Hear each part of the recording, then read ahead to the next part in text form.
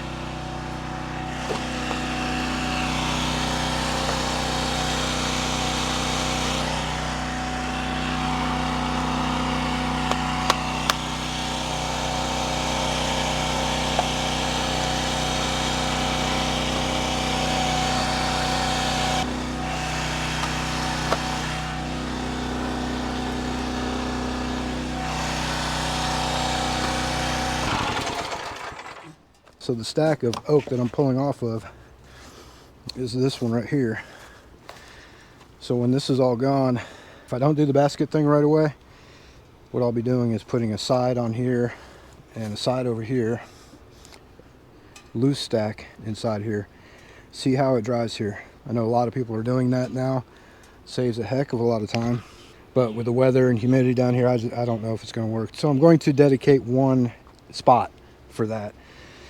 The rest of this, again, if I don't get to the IBC tote thing, I'll stack these. I'll actually extend it that way and that way to get more. But if I could just loose throw as I split, instead of, you know, stacking, anything to save a little time. Oh, I want to show this to you. So I can't think of the channel that I saw this on. Before I post this, I'll find out who it was and put a little thing down here. But this right here. So this travel, you know, it's 11-second, 12-second travel cycle time. If you can cut out 4 seconds right here, you know, it is what it is. I was thinking about welding a plate here to extend this way, you know, 7-8 inches, something I can slide on, slide off. But then I saw this, saw what he did with the rope. I'm sure other people do it too. I've seen people with the little eye hooks to keep it running through here, but this is so simple. What I used, you know, I used some paracord. I got it doubled or tripled through here, and actually I have it zip tied to keep them tight so they don't, like, two don't catch and two go over or whatever. But the big reason why I like this is because, as you can see, when I was splitting, I had some that were 20 inches. You know, I've got a mark right here, 17. That's where, when I was stopping it by eye, I was trying to get right here, you know. Then I know I can fit a 16 in here.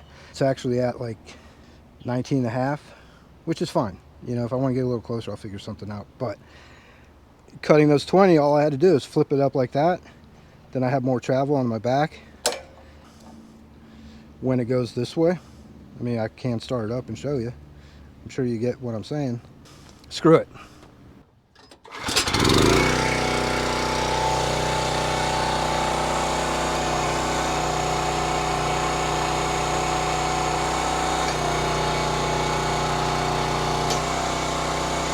Now, if I had a bigger piece, all I'd have to do is just kind of go like that, go back a little more. I try not to go all the way back where it gets in front of the point to cut my ropes, but pretty easy peasy if you ask me. I don't even know if you can hear me, but